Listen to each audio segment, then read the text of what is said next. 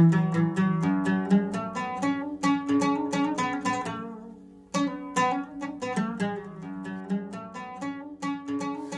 evening, and welcome to the Smithsonian National Museum of African Art's exhibition celebration of Caravans of Gold, Fragments in Time, Art, Culture, and Exchange across medieval Saharan Africa, a project that has been more than 10 years in the making by our organizing partners at the Block Museum of Art at Northwestern University. Tonight, you will see for the first time the Smithsonian's presentation of this extraordinary exhibition in our galleries in Washington, D.C. You will also hear from some special guests and have an opportunity later this evening for a live Q&A session with select experts and to join a listening lounge that features music from this wonderfully diverse region on the African continent.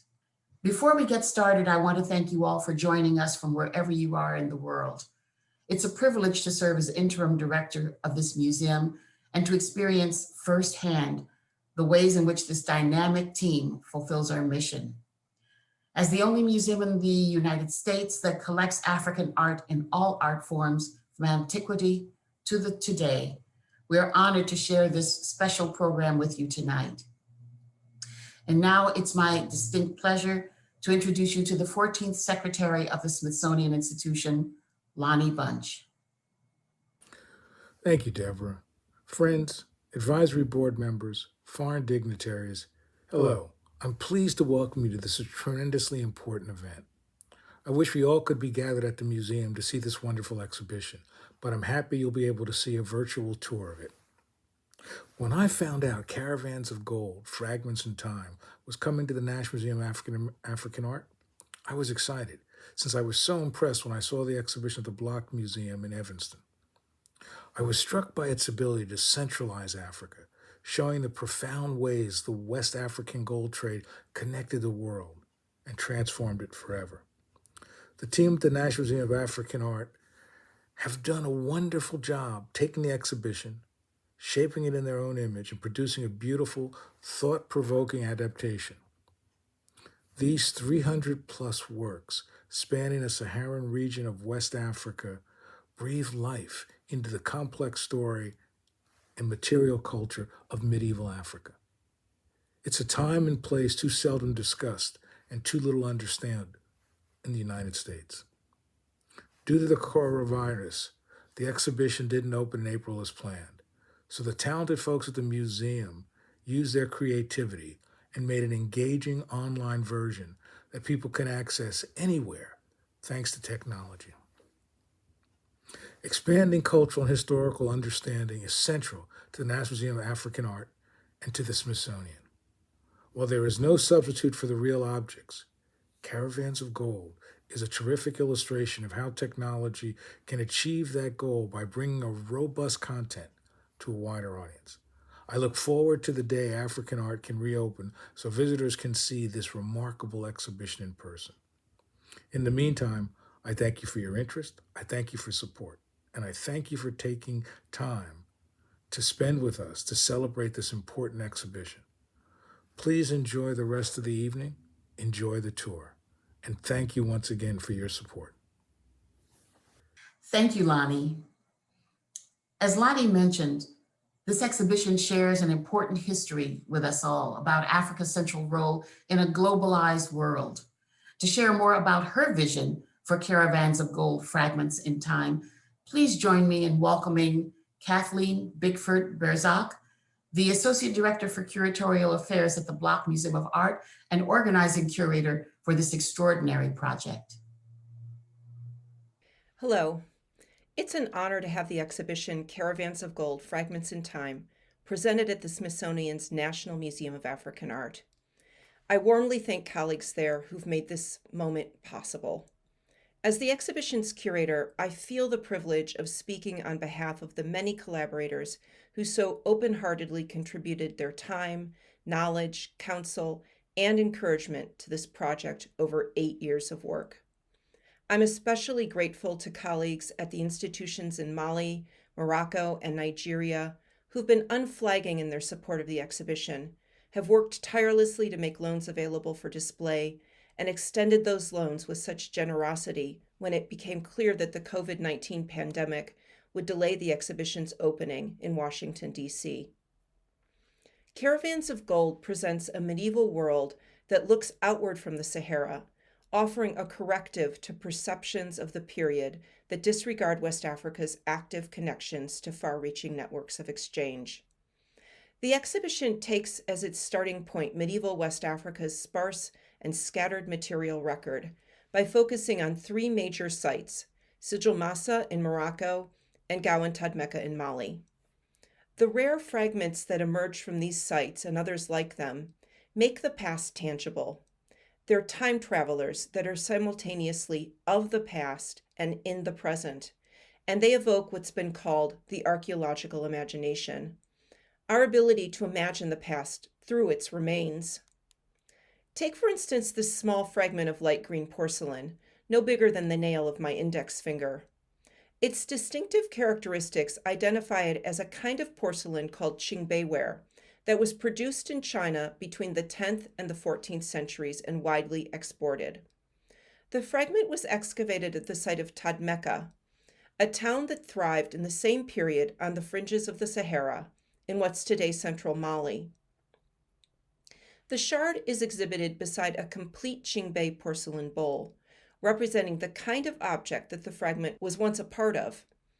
In the exhibition, juxtapositions like this invite us to understand and see the past in our mind's eye in new ways. The exhibition also creates surprising juxtapositions between extraordinary works of art, some of which are more familiar to museum goers, and which have never been exhibited together before. This 12th century gold bead from Egypt, the 14th century copper alloy seated figure from central Nigeria, the 14th century ivory Virgin and Child from France, are all connected through the precious materials from which they're made, each of which was exchanged across Saharan routes. In her 2009 TED Talk, The Danger of a Single Story, the Nigerian writer Chimamanda Ngozi Adichie describes the importance of telling many stories about people and places. She relates how reducing a person's or a culture's story to a single narrative robs people of dignity. Caravans of Gold attends to this call to reform how Africa's history is recounted. Fragments of many kinds have been brought together to tell this story of medieval Africa. In addition to the material fragments that lie at the heart of the archaeological endeavor, there are also textual fragments from Arabic accounts that require another type of excavation to discover and interpret. There are fragments of forms, practices, and techniques that have been passed along through time and that with care can provide some insight into the past across that distance. And there's the work of specialists today, each invested in a topic that provides a viewpoint into a larger picture. This project has brought together individuals working in many fields and professions. I can't thank them all by name here, but I want to name in particular Abdallah Fili, Mamadou Cissé, Mamadi Dembele, Sarah Guerin, Esmeralda Calais, Ali Kotach, Ron Messier, Sam Nixon, Christina Normore, and Ray Silverman. They were each essential to the project from beginning to end. In the exhibition, several of these dedicated individuals are featured in short videos that tell critical stories in their own voices. In the days before Caravans of Gold opened at Northwestern University's Block Museum, we convened a group of museum professionals and archaeologists who work in Mali, Morocco, and Nigeria to discuss how we could share this story even more widely. We agreed that an app that could be accessed in Arabic, French, and English would be an ideal extension of the project that would transcend barriers of distance, language, and resources. Working with a group of Northwestern undergraduate students, we created the Caravans of Gold app, which launched this past summer. The Moroccan archaeologist Abdallah Fili has called Caravans of Gold an homage to archaeology. My hope is that new fragments in time will continue to be added to this story so that our vision of Africa's medieval past will continue to grow. Thank you, Kathleen, for joining us this evening and for taking us behind the scenes of this extraordinary project. Now, let's take a glimpse of the exhibition with one of the National Museum of African Arts curators and tonight's tour guide, Kevin Dumouchel. Welcome to Caravans of Gold, Fragments in Time, Art, Culture, and Exchange across medieval Saharan Africa. My name is Kevin Dumouchel. I'm the curator here at the Smithsonian Institution's National Museum of African Art. It has been my distinct honor and pleasure to curate our presentation of this groundbreaking exhibition. Developed over a decade by our partner institution, the Block Museum of Art at Northwestern University, Caravans is also the product of years of collaboration with museum partners on the African continent, in Morocco, Mali, and Nigeria. In this way, Caravans not only allows us to explore and reimagine the African past, it also models new parameters for how we continue to tell these stories into the future. The first exhibition to focus on global medieval Saharan Africa, Caravans features over 300 works of art from the 8th to the 16th century of the Common Era, from across the Saharan region of West Africa, as well as its diverse peripheries and sites of exchange. From England and Italy to Iran and China, as well as Nigeria and Ghana. This exhibition is a landmark opportunity to reconsider our understanding of world history. Gold from West Africa was an engine that drove the movement of people, things, and ideas across Europe, Africa, and the Middle East in an interconnected medieval world. As the incredible works in this exhibition show, it is impossible to understand the emergence of the early modern world without this West African story. Africa's history is truly a world history. Caravans of Gold calls on what archaeologists have termed the archaeological imagination, the act of recapturing the past through surviving traces to present a critical reimagining of the medieval period. Here, rare and precious archaeological fragments are seen side by side complete artworks. The exhibition responds to pressing questions of our time. How can museums make sense of a material legacy that exists only in fragments? What role does imagination play in resurrecting the past? In our story, medieval Africa begins with the spread of Islam in the 8th century of the Common Era, and recedes with the arrival of Europeans along the continent's Atlantic coast at the end of the 15th century. The reach of trans-Saharan exchange is revealed in the fragments excavated from archaeological sites, now uninhabited, that were once vibrant communities. In this exhibition, these fragments in time are placed alongside works of art and other materials that allow us to imagine them as they once were. They are the starting point for reimagining the medieval past and for seeing the present in a new light.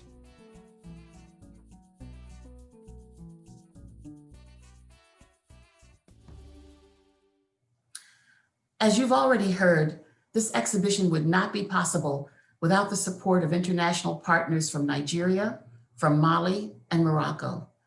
To deliver a special message, please join me in welcoming Her Highness Princess Lala Jumala, the Ambassador of the Kingdom of Morocco to the United States.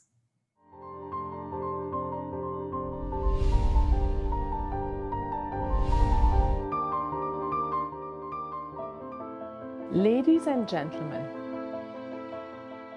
I am delighted to join you today to celebrate virtually the exhibition Caravans of Gold, Fragments in Time, retracing art, culture, and exchange across medieval Saharan Africa. I am particularly honored to represent the Kingdom of Morocco in this event, marking the arrival to Washington, D.C. of such a meaningful and prestigious exhibition. For those of you familiar with my country and its history, Morocco's participation in this exhibition should come as no surprise and is justified at many levels. First and foremost, it is a reflection of the firm commitment of His Majesty, King Mohammed VI, to fully integrating art and culture within the holistic human development model at the heart of His Majesty's vision for a progressive and open Moroccan society.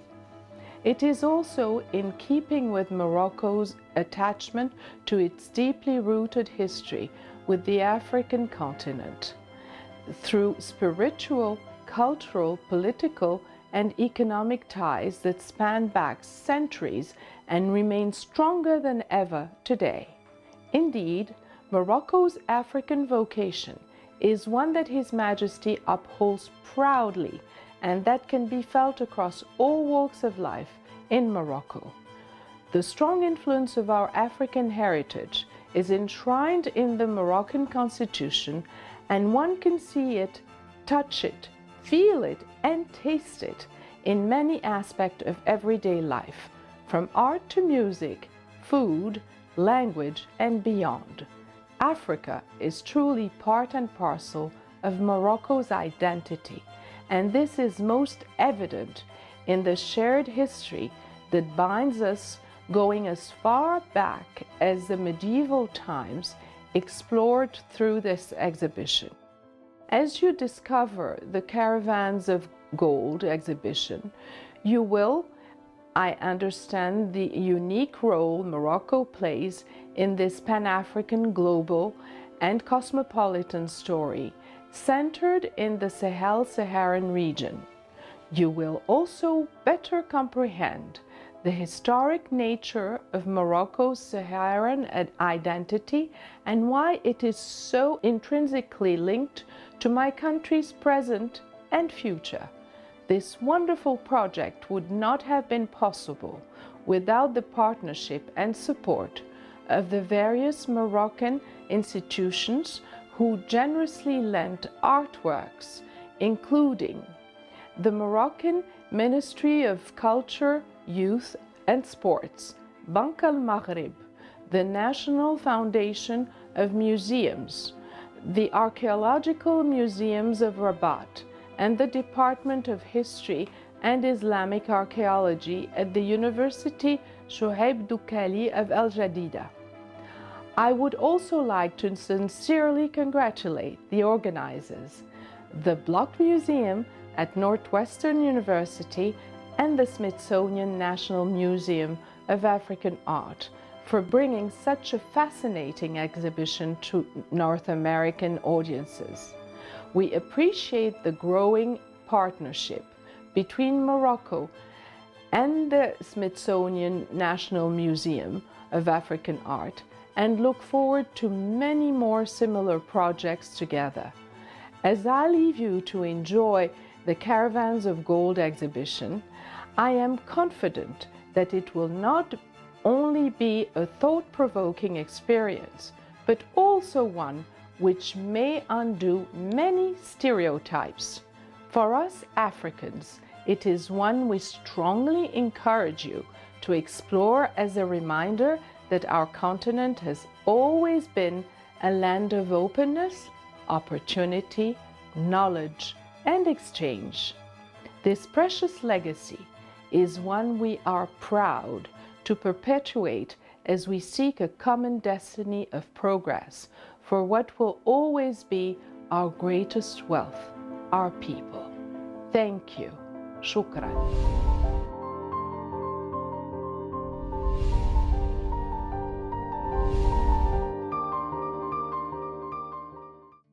The show opens by situating us in a distinctive geographic place, the Sahara, through a display of relatively contemporary works from the region. More recent material and cultural practices, after all, can sometimes provide insights into imagining the past. Like their predecessors, artists in today's Sahara are connected to a global economy, and their works often reflect these evolving patterns. Yet, the forms, functions, and decorative patterns on even recent Saharan jewelry, leatherwork, and textiles are sometimes reflective of earlier medieval precedents. As you cross the threshold into the main gallery, a large-scale reproduction of the famed Catalan Atlas indicates that we've now stepped back 7 centuries in time to the cosmopolitan heart of the medieval Sahara. As you enter, you are met by the 2 equally precious commodities that drive the entire story to follow: salt and gold. a dazzling display of gold dinars, a currency introduced in the early Islamic empires that circulated for large-scale purchases, join us courtesy of the Bank al Maghrib in Morocco. Many of these dinars were struck at the site of Sijil Massa, a crucial trading entrepot on the edge of the Sahara whose wealth helped states like the Almoravid and Almohad caliphates extend their influence from Spain to the edges of the Niger River and beyond. Gold and salt were at the heart of a global medieval economy that bound Africa with the Mediterranean world. Artists from Egypt, Syria, Tunisia, Morocco, and Italy, to peripheries as far-flung and exotic as England, shared a visual culture of gold. Gold leaf was an appropriate material for European artists depicting religious subjects in panel paintings, as the color was often associated with divinity. The light-reflecting properties of gold brought an image on an altarpiece to life in the flickering candlelight of a church, allowing for the illusion of heaven on earth.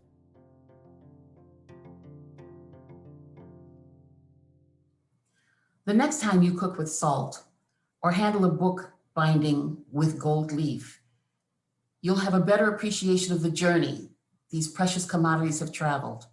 From 700 years ago until today, they're still with us. As you've just seen, this exhibition features exquisite objects on loan from many museum partners in West Africa. Joining us from Abuja, please welcome Dr. Abba Issa Tijani, Director General of the National Commission of Museums and Monuments, Nigeria. Professor Abba Issa Tijani. I'm the Director General of the National Commission for Museums and Monuments in Nigeria. We are the commission in charge of looking the artifacts and monuments in Nigeria. And this exhibition, Caravans of Gold, Fragments in Time, Art, Culture and Exchange Across Medieval Saharan Africa, is an exhibition which we are also collaborating. And this exhibition is on the archaeological fragments that showcase the history and culture of particularly of Africa in the trans-Saharan trade route. And these fragments which are being exhibited actually looks at the history and the exchange that was going on across the trans-Saharan route, and particularly with other continents of the world, especially Europe, Africa, and Asia. I recommend this exhibition for people who are interested in history and culture of the area, of the continent, and the contacts between these different continents. The Smithsonian Museum in Washington, D.C. Is a good partner in collaboration, which has we have partnered before, particularly in the exhibition of photographs by Alonge on the Benin Kingdom, one of the photographs he took of the monarchs of Benin, which were exhibited in Europe, but also eventually came back home to Benin.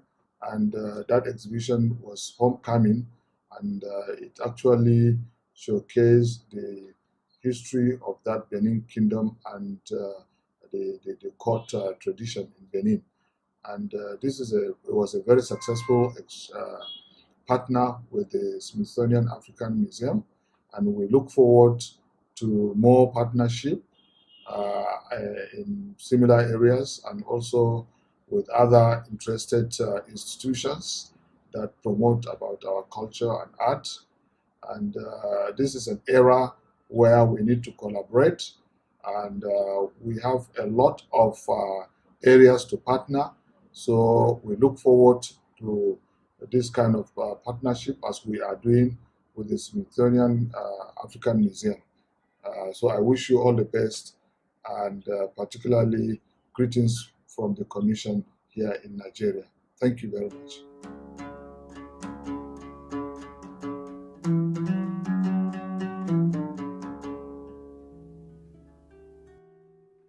The first gallery of caravans focuses on the trade in luxury goods and the way in which this trade connected peripheries on either side of the Sahara, from the glories of the forest kingdoms of what is now Nigeria to remote and far-flung provinces like Italy and England.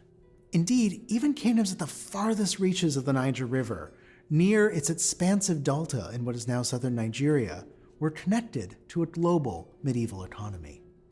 The glorious masterworks of renowned West African forest civilizations, like those at Ibutwu and Ife, demonstrate connections between forest, river, desert, and beyond.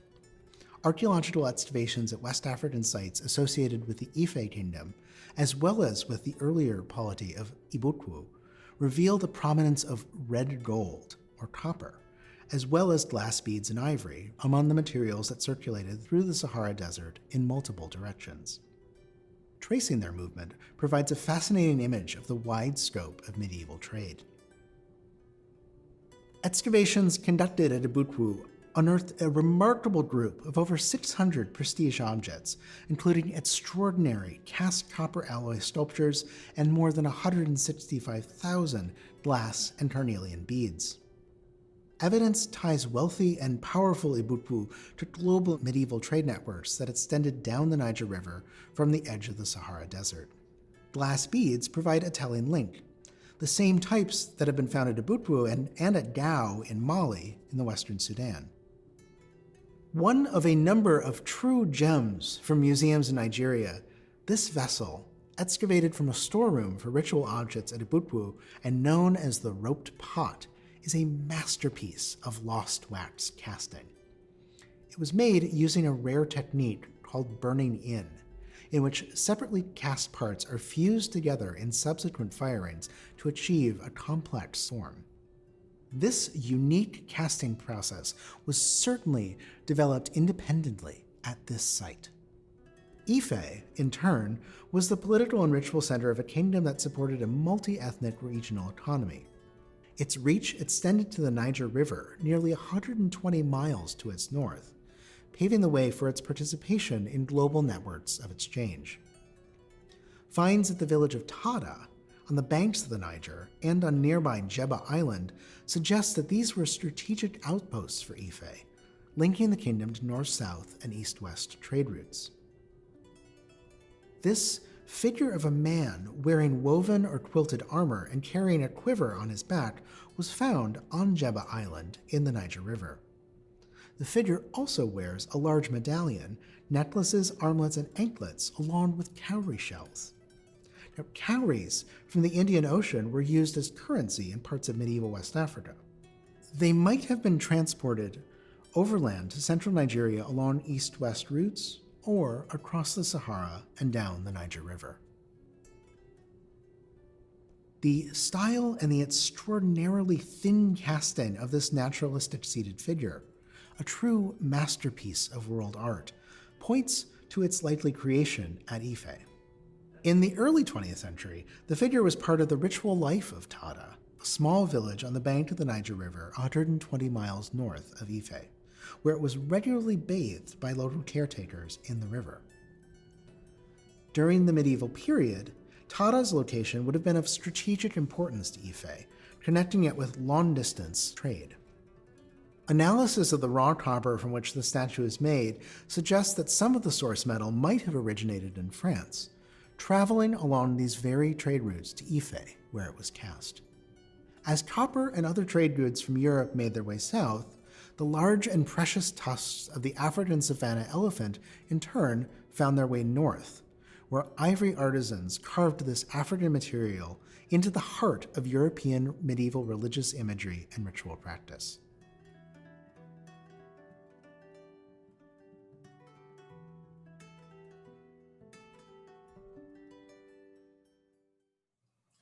It's amazing to think about Africa and its history in this way, and to see objects made of materials that connected the world long before our current technologies, cars, telephones, and the internet that's allowing you to watch this right now. We're fortunate to experience cultural diversity through our social networks, through museums, and from our supporting partner communities. Please join me in welcoming Mr. Ali Kaba, Director of the Washington, D.C. Mayor's Office of African Affairs. Greetings, everyone. My name is Ali Kaba, and I'm honored to serve as the Director of the Mayor's Office on African Affairs. On behalf of the Mayor's Office on African Affairs, I want to send our congratulations to the exhibition partners and the Smithsonian National Museum of African Art for this wonderful exhibition. One of the most unique aspects of Washington, D.C. is its rich mix of people. I'm a proud Mandenka from Guinea-Conakry, and I love seeing so many Africans in the district. While there is such diversity among different groups, common values of courtesy, respect, and integrity bring people together. And I'm sure that they will all enjoy seeing this exhibition both online and in person when it's possible. My team and I work to ensure that our DC values are reflected in the work done through the Mayor's Office on African Affairs, the only office at the municipal level in the country dedicated to serving the African community. Our DC values are strong and displayed through many efforts for our DC African communities, including our language access program for those with limited or non-English proficiency, the Immigrant Justice Legal Services Grant that ensure legal services to immigrants, and the African Community Grant Program that support the social and economic development of Africans in the district. Truly, Africa's greatness both on the continent and across the world depend on our commitment to unity, collaboration, and advancement. This is why I want to thank the National Museum of African Art for inspiring conversation about the beauty, power, and the diversity of Africa's arts and culture. We look forward to many future partnerships with you. Thank you very much and have a great event. Thank you, Ali.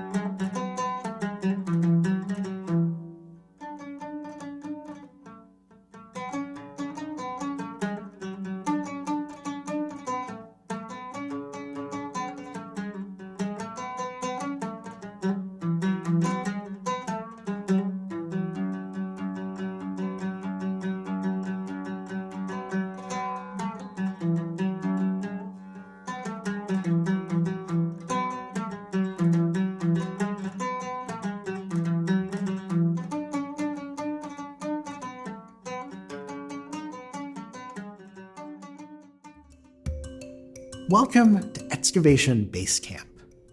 From the sorts of fragments assembled here, archaeologists and historians begin the process of reconstructing the past. Join us then in that trip back in time. Materials sifted from archaeological sites around the Sahara Desert are a crucial starting point for understanding the medieval past. These precious fragments connect us to a period that is today almost completely veiled by the passage of time. Remains from 3 sites are highlighted in the center of this space: Gao on the arc of the Niger River, Tadmeka on the southern edge of the Sahara Desert, and Sigil Massa on the desert's northern edge. They are supplemented by case studies exploring the global trade in objects, glass, ceramics, leather, textiles, found in medieval West Africa. The materials excavated from these sites provide clues to understanding history. However, to fully understand their histories, they must be augmented by additional information drawn from texts, oral accounts, inscriptions, and the careful analysis of a material and cultural legacy that continues into the present day. Together, these diverse pieces of information spark what archaeologists term the archaeological imagination, a process of seeing the long-hidden past. For example, the ruins of Tadmeka in northeast Mali. Medieval Arabic texts describe Tadmeka as a major center on the trans-Saharan caravan trade. The town was located at the desert's southern fringe, where camel caravans arrived from and departed for the journey across the Sahara. Recent exploration of its ruins has illuminated the town's history and its role in the early trans-Saharan world. The layout of this central gallery of caravans, the true physical and intellectual heart of the exhibition, is designed to help you make connections between these small, humble fragments assembled in the center and the larger, surviving complete works assembled on the periphery. These two Chinese works provide a wonderful example. A small fragment of Celadon porcelain that was excavated at the site of Tadmeka, Mali, is a type known as Qingbai ware. Produced in southeastern China, Qingbai pottery was widely exported between the 10th and 12th centuries and was exchanged along routes in a process called relay trade. Fragments of Qingbai ware have been found at medieval sites from Central Asia to Egypt and across the Sahara. The shape of this fragment suggests that it once formed part of the rim of a bowl, such as this. You see, then, the archaeological imagination in action, giving proof to the massive reach of Saharan trade.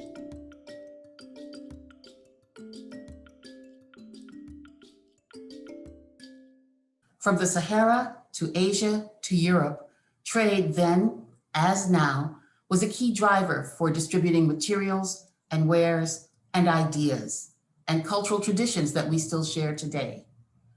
Please join me in welcoming His Excellency Mamadou Nimaga, Ambassador of the Republic of Mali to the United States.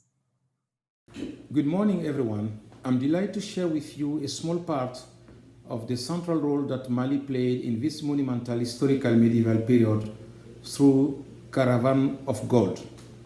Before, allow me to thank the Smithsonian Museum for the invitation and his dedication to promote art and culture around the world. As you know, Embassy of Mali is engaged to promote cultural diplomacy because it is one we can develop relationship between people. Now, regarding the topic of the exhibition, our country was one of the most important actors medieval trans-Saharians in West Africa, North Africa, Middle East, and Europe during the medieval period. Fueling this exchange was West African gold, prized for its purity and used for minting currencies and adorning luxurious objects such as jewelry, textile, and religious objects. Trans-Saharan routes began to bypass Ouagadougou. Then, Soso, the sovereign chiefdom of the Soninke, gains control of Ghana as well as the Malinke, the latter eventually liberated by Sundiata Keita, who founded the Mali Empire. The flow of sub-Saharan gold to the northwest probably occurred in the steady but small stream. Mansa Musa made his pilgrimage to Mecca. Every place he stopped along the way became so fluid with gold that their economy inflated drastically.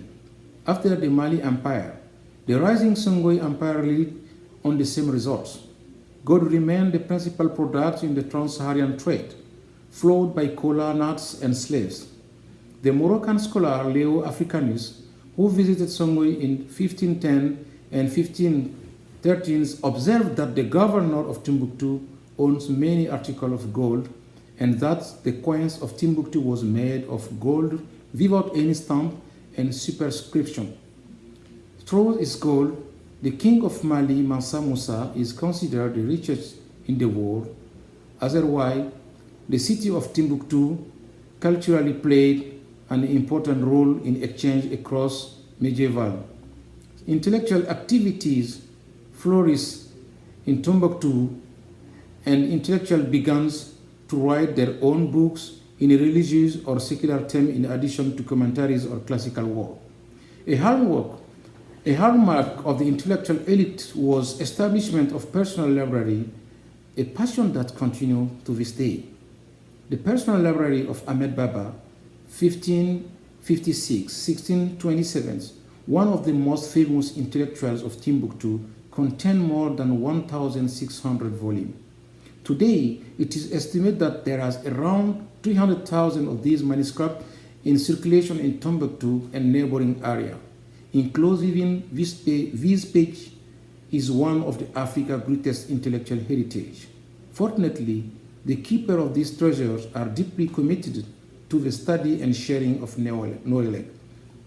This manuscript was threatened with disappearance in 2012 following the occupation of the jihadists. Significant efforts have been made to safeguard them through digitalization. One of the leaders of this safeguard process was Dr. Abdelkader Haidara, who continued to protect and preserve the manuscript through their digitalization with Savannah, his NGOs. So this work deserves the support of our partners. I would like to call upon international community to assist in studying these manuscripts that could reveal important historic and scientific facts. At the time when Mali and the entire Sahel region has been going through a deep and multifaceted crisis, this exhibit is a reminder that this region was once a prosperous one. Thank you so much. In addition to its role as a conduit for goods and people, the Sahara was also connected by ideas. Scholars on both sides of the desert built a common intellectual tradition linked by a shared faith, Islam. This is one of a number of important medieval manuscripts on loan to the exhibition from collecting institutions in Timbuktu, Mali. Born in Ceuta, on the northernmost coast of Morocco across from Gibraltar, the scholar known as Al-Qadi Iyad wrote a biography of the Prophet Muhammad with devotional instructions in the 12th century of the Common Era. This text is likely a later copy produced in North Africa. It was imported across the Sahara at an unknown time and is one of over 40,000 objects in the collection of Mali's Ahmed Baba Institute. Connected to the mighty Niger River, the fabled cities of the Sahara gave rise to a unique and expressive ceramic figural sculptural tradition. The elaborate dress of this equestrian figure suggests ceremonial military attire. It may represent a warrior who was once at the command of Sundiata Keita, founder of the Mali Empire, and one of Emperor Mansa Musa's predecessors. An expression of movement, itself rebuilt from fragments, this piece is an embodiment of the Caravans project. At the center of this space are fabulous examples of golden regalia, proof of the duration and reach of both gold trading and gold making in this region. A tiny 9th or 10th century gold ring from Sigil Massa in Morocco is one of only a few gold objects that have survived from medieval Saharan Africa. A jewel-like 11th century biconical bead is paired with stunning examples of comparable beads from across the centuries and places covered in our story. They gleam with proof of the duration and reach of Saharan aesthetics and ideas. Mansa Musa, the 14th century ruler of the Mali Empire, was immensely wealthy due to the way in which his empire controlled access to West Africa's gold. Indeed, by some measures, he may have been the richest man to have ever lived. His 1324 Hajj to Mecca became legendary for the abundance and virtuosity of goods, like those on display here, it displayed to cities his entourage passed through, like Cairo.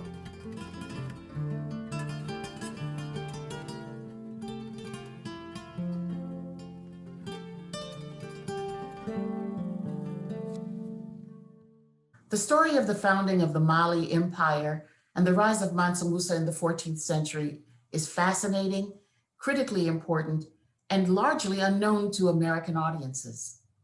I hope this exhibition entices you to explore these stories further. Let's take a moment to hear from curator Kevin Demuchel about the National Museum of African Art's partnerships for this project.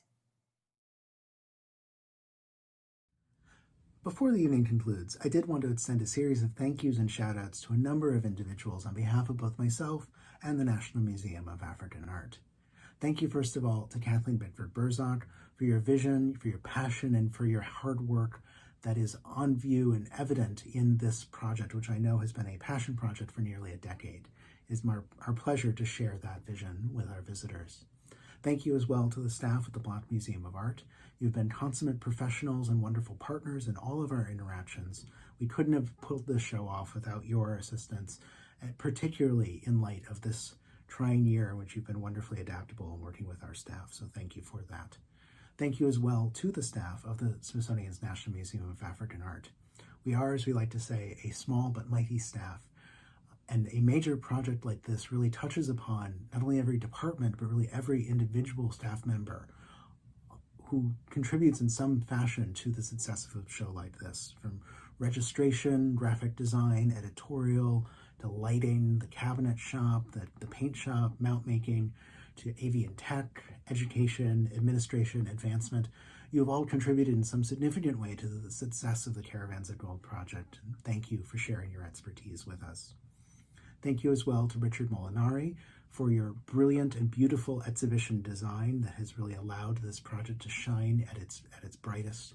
We are thrilled to be able to share it here tonight and hopefully soon with visitors in our space. Thank you as well to our Board of Advisors for your continued support, and to Deborah Mack in particular for so fearlessly and gamely stepping in to lead us, particularly in a very difficult year. And finally, I want to extend particular personal and professional thanks to all of the museum partners on the African continent who contributed to the success of this project. It is such an honor and privilege to be able to share your collections, which are cared for and interpreted in African museums on the African continent, with our visitors here in Washington. It is, I hope, a real model for the future. And now, with that, let us get back to the tour. Once Europeans devised naval technologies for bypassing their former Saharan business partners, power began to shift southward. The establishment of trading posts with Europeans along Africa's Atlantic coast in the late 15th century effectively cut out the series of intermediaries that were essential to Saharan trade. Ships allowed for the transport of greater number of goods than camel caravans. Gold, ivory, and other Saharan trade staples remained important commodities, especially in the early days of coastal trade. However, a new and pernicious industry, the enslavement and export of West African men, women, and children, would come to distort and reshape the region and the Atlantic world. The creation of new trading centers on West Africa's Atlantic coast slowed, but did not wholly end, trans-Saharan trade. New intermediaries, like the Asante Empire in today's central Ghana, benefited from their role as connectors between the Sahara and the Atlantic. In Asante, the legacy of the Saharan gold trade continued. The Asante Hene, or king of Asante, maintained a museum in his palace in Kumasi in which he could display these sorts of exotic curiosities. This ewer might have traveled across Saharan trade routes soon after it was made, or it might have been imported to Asante at a later time through trade along the Atlantic coast. Made in the 14th century, this ewer is embellished with heraldic motifs and Lombardic inscriptions. Images on its lid depicting a stag indicate that it was produced during Richard II's reign in England, specifically between 1390 and 1400.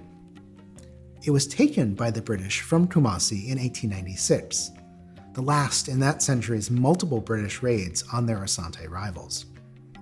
A ritual basin, or kujwo, in turn demonstrates Asante artists' knowledge of forms from as far as Egypt. Historically, Asante royalty wore adinkra, large wrappers with stamped patterns, only during periods of mourning. The cloths are hand-stamped with a range of visual patterns, each representing a proverb or characteristic. Some adinkra sign systems may in fact have their origins in the use of Islamic script and talismans by specialists at the king's court. The evocative and surprising remains of a shipwreck close out our tour. In 1992, a wreck was discovered off the coast of Devon in England. The ship sank in the middle of the 17th century, and its cargo included more than 400 gold coins, most of them minted in Morocco, as well as North African gold ingots and jewelry. Mostly worn and broken, these gold objects were on their way to be melted down and repurposed by the British Crown. Today, these rare items provide a glimpse into late medieval North African goldwork. The fragment of a clasp is among the earliest surviving examples of a form, the fibula, that has become an iconic symbol of Saharan jewelry. As we round the corner and begin to return temporally to the present day, look for resonances in forms and ideas between these 20th century works and their earlier medieval counterparts. While contemporary to and reflective of their own time, like humble archaeological fragments unearthed from beneath the sands, these pieces also embody centuries of movement of ideas, materials, and peoples. They invite us to remember and to imagine Saharan Africa's central place in world history.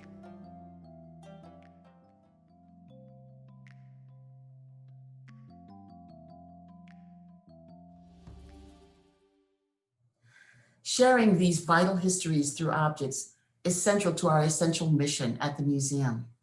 We could not do this work without support from you and other partners. Joining us next is the director of the Block Museum of Art, Lisa Corin. My name is Lisa Corin, and I am the director of Northwestern University's Block Museum of Art. We are the organizer of the exhibition Caravans of Gold. I wish to thank the National Museum of African Art for agreeing to present the exhibition on the National Mall so that this important scholarship and the magnificent objects on view can be shared with the widest possible public. We are grateful to its Director Emeritus, Dr. Janetta Cole, Director Gus Casely-Hayford, Interim Director Deborah Mack, and the museum's Chief Curator, Christine Kramer, for their leadership and early advocacy. And we extend appreciation to the museum's entire staff for their support and can-do spirit while installation of the exhibition was completed during the COVID-19 pandemic. Northwestern University, the Block's home, has had a long-time commitment to African studies. It is also the home of the Melville J. Herskovits Library, amongst the largest Africana libraries in the world. With this unique strength as its context, the Block is committed to the study and presentation of the art of Africa and the diaspora, past and present. For many, Africa's history is largely seen through the writings of European outsiders. This story typically opens with the beginning of European coastal trade at the end of the 15th century, as though before that time the continent existed outside history, or indeed had no history. Caravans of Gold sets out to change this story by looking closely at material remains that predate direct trade with Europe. They are documents of the past that are far too often unaccounted for in mainstream history. The role of the museum is to be their interlocutor, to show the relationships between these time travelers and how they can be read like texts to decipher an extraordinary period of time that contradicts what many of us have been taught. They are truly treasures, what remains when so much else has disappeared, and they are what makes the past visible to us. Through the Caravans of Gold exhibition, we are redressing the balance of history and questioning how museums might redefine treasure. As you will see in this exhibition, the medieval period, often called the Dark Ages, was anything but dark in the Saharan region. At the Block, we believe that it is our responsibility to offer to everyone opportunities to question the dominant narratives of history, revealing their underlying structures and the value systems at work. Within each of us is the agency to determine which story we will choose to tell and to believe as a result of an encounter with the object and ideas on display in our galleries. We ask visitors to this exhibition to join us in this process of critical reflection, penetrating the layers of historic narratives, sifting through the sands of time to discover what lays buried beneath our assumptions. Reflecting upon these fragments in time is a profound form of activism and an opportunity to be a change agent. Scholars and cultural institutions in Mali, Morocco, and Nigeria have been essential partners in making Caravans of Gold possible. We thank them for sharing their knowledge and their cultural patrimony with the audiences of 3 North American museums. The exhibition would have been impossible without our partnerships with these institutions.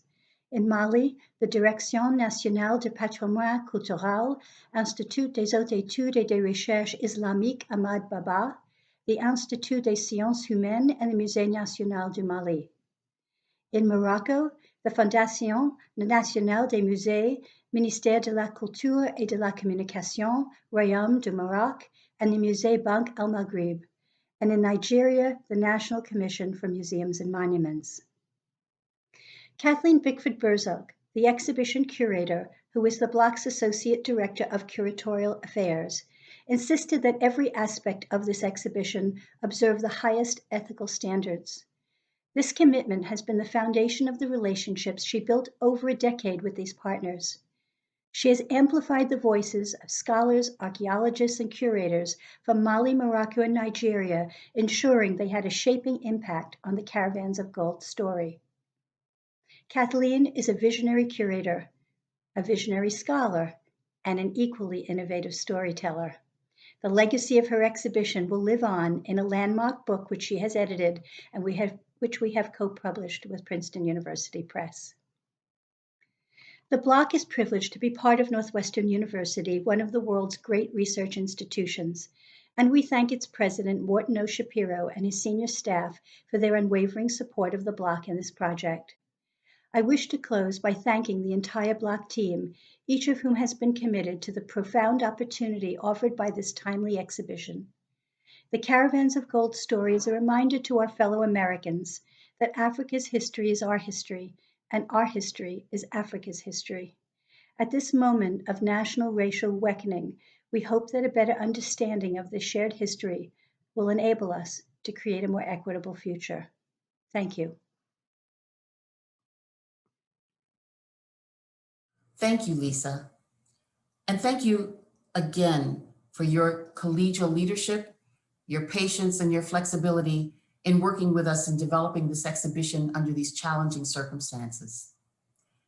Before we conclude tonight's exhibition celebration, please join me in welcoming Chair of the Advisory Board of the National Museum of African Art, Magdalene Johnson Obaji. Good evening, ladies and gentlemen around the world.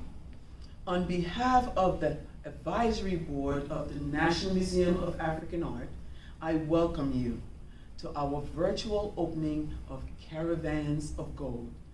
Thank you for joining us this evening. The National Museum of African Art is one of the Smithsonian's greatest treasures. Our mission is to inspire conversations about the beauty, the power, and diversity of Africa's arts and cultures worldwide. I know we've accomplished this with you tonight.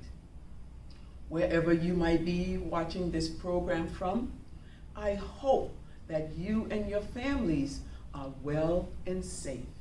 And I hope that one day soon we will be able to welcome you to our museum in Washington, D.C. Until then, please explore the online exhibition of Caravans of Gold on our website. That website is africa.si.edu. Once again, africa.si.edu. And I ask that you consider making a contribution to support this extraordinary museum, which will enable us to offer great education programs, paid internships, as well as captivating exhibitions. This exceptional museum shares vital African stories from antiquity to contemporary for audiences around the world. And we simply could not fulfill our mission without you. Many thanks for all of your support, and we look forward to welcoming you to the National Museum of African Art, the gem on the mall. Congratulations to Deborah and her team for a job well done, putting on this wonderful exhibition. Once again, welcome and thank you, and have a great evening. Thank you, Maggie. And at this time, I want to also thank all the members of our advisory board for their strong support. Most importantly, thank you to all of you for watching this special presentation. For those that make a contribution to support the museum this evening, you will receive a special print of our equestrian figure, the signature image of this exhibition, as a thank you. We are grateful for all of your support in all of its forms, and we look forward to welcoming you to see Caravans of Gold, Fragments in Time in person one day soon.